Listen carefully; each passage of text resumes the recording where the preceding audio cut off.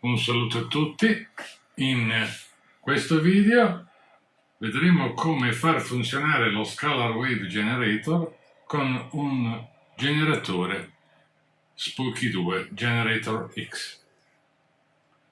Partiamo con il software. Nella cartella preset selezioniamo User. In User individuiamo la cartella dei preset dello Scalar Wave Generator e infine clicchiamo sul test frequenza di risonanza per individuare la frequenza di risonanza del sistema. Ci spostiamo nella cartella Control, clicchiamo su Overwrite Generator e poi sul generatore libero e a questo punto inizierà una scansione per individuare appunto la frequenza di risonanza delle antenne scalari.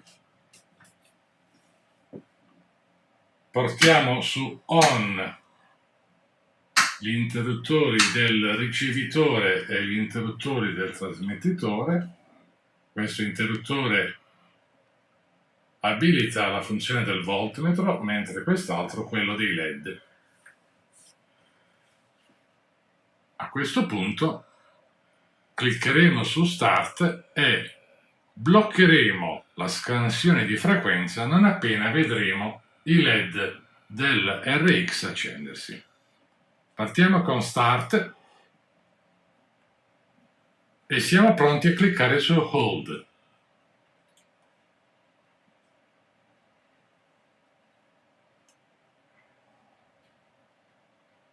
Ecco, i LED dell'RX si sono accesi e clicchiamo su Hold. A questo punto, per individuare la frequenza esatta di risonanza, scriviamo nella finestra Frequency Adjustment 100.000.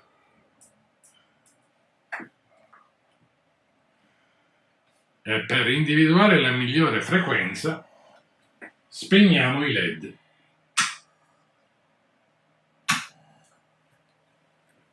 A questo punto sposteremo il cursore di Frequency Adjustment fino a quando non vedremo il massimo valore sulla lancetta dell'RX.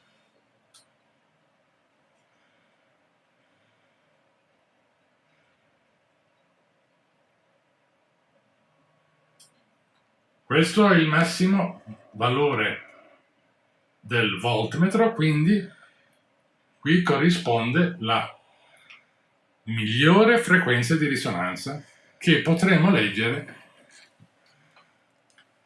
nella finestra Generator Output in corrispondenza di frequency. In questo caso la frequenza di risonanza è di 2.138.179.000 Hz. Se spegniamo anche i voltmetri,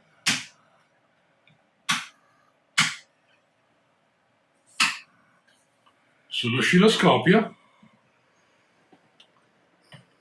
dove con il colore giallo è stato collegato il trasmettitore e invece con il probe corrisponde al colore azzurro dell'oscilloscopio, potremo vedere come ci sia uno sfasamento di 180 gradi tra il segnale della trasmittente e quello della ricevente. Quindi si ha una inversione del segnale che quindi viene annullato per creare un'onda scalare. Riaccendiamo i voltmetri e se abbiamo acquistato anche un motorino, in questa condizione, collegato il motorino, se lo accendiamo, il motorino riuscirà ad alimentarsi con la sola energia ricevuta dalla ricevente.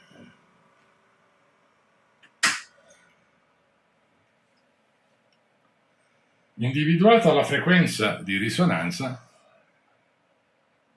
possiamo applicare questo sistema per usi radionici. In questo caso sulla ricevente metteremo quello che vogliamo trasmettere, quindi sulla ricevente potremo mettere un intento, potremo mettere un olio essenziale oppure qualche estratto di pianta, quello che vogliamo, mentre sulla trasmittente al centro del piatto potremo mettere un testimone, qualunque esso sia. In questo caso tutto quello che c'è sulla ricevente sarà inviato al testimone che si trova sulla trasmittente. Possiamo anche inviare le frequenze dello Spoky 2 al testimone che si trova sopra la trasmittente. In questo caso sulla ricevente non va messo nulla e quindi possiamo utilizzare questo sistema per inviare un programma di frequenze memorizzato nel software Spoky 2. Per fare questo dobbiamo memorizzare annotare su un foglietto di carta questa frequenza. Bastano le prime 4 cifre, quindi 2.138.000. Facciamo stop, andiamo in preset, clicchiamo su preset modulazione di frequenze, poi andiamo in programs e scegliamo un programma facendo attenzione che le frequenze non superino i 20 kHz, i 20.000 Hz. Scegliamo ad esempio questo programma di frequenze con un doppio clic. Andiamo in setting e sostituiamo la frequenza scritta con quella che avevamo annotato prima, cioè 2.138.000, lasciando le ultime 3 cifre come 0. A questo punto possiamo andare in Control, cliccare su Overwrite Generator e poi su Generatore libero. Sono state caricate queste frequenze del programma che verranno modulate in ampiezza sul sistema di ricetrasmissione. Facciamo Start e a questo punto, avendo messo un testimone sulla trasmittente, stiamo inviando queste frequenze a quel testimone. Potremmo anche accendere i LED, ma è consigliabile tenerli spenti perché i LED sottraggono energia al sistema. Quindi per mandare una energia scalare il più ampia possibile è consigliabile spegnere i LED. Del resto ci sono i voltmetri che danno una perfetta indicazione che il sistema sta funzionando.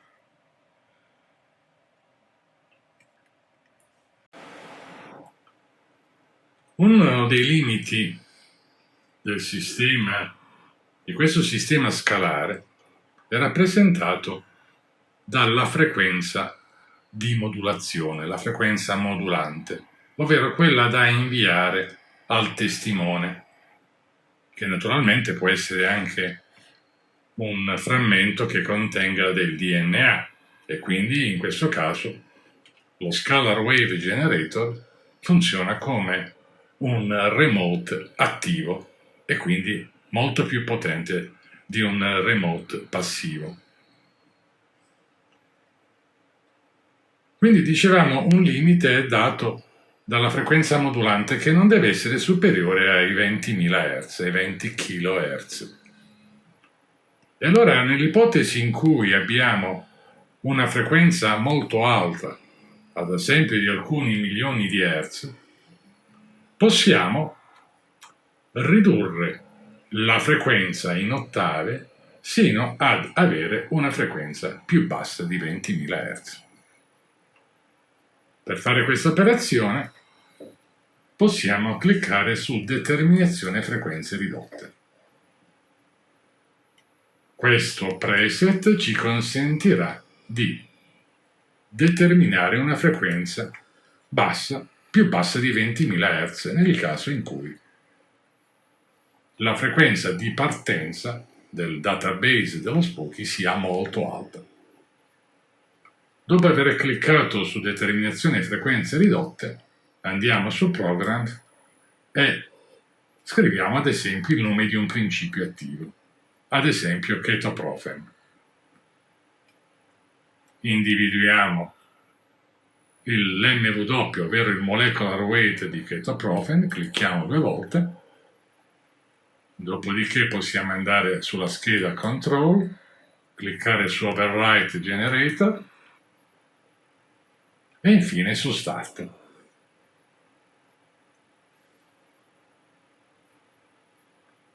Qui possiamo leggere la frequenza ridotta. Infatti, la frequenza del ketoprofen ridotta è di 12.119 Hz. Per poter utilizzare questa frequenza, andiamo su File e clicchiamo su Create Program.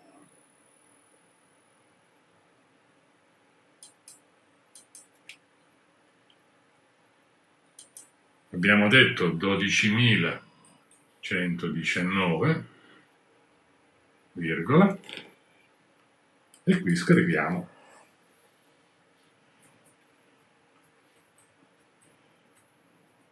ketoprofen. A questo punto possiamo salvare. Il database si aggiorna e questa operazione basterà farla una volta per i principi attivi che utilizziamo più di frequente, perché tutte queste frequenze rimarranno memorizzate nel nostro database personale, nel nostro custom database. Clicchiamo su Stop. A questo punto, per utilizzare il ketoprofen, scegliamo il secondo preset modulazione frequenze. In Programs cliccheremo sul nostro ketoprofen appena individuato con frequenza di 12.119. In Setting metteremo, come al solito, la frequenza di risonanza del sistema, quindi 2.138. A questo punto andiamo in Control, Overwrite Generator, e potremo inviare la frequenza del ketoprofen sulla nostra portante. Quindi clicchiamo su Start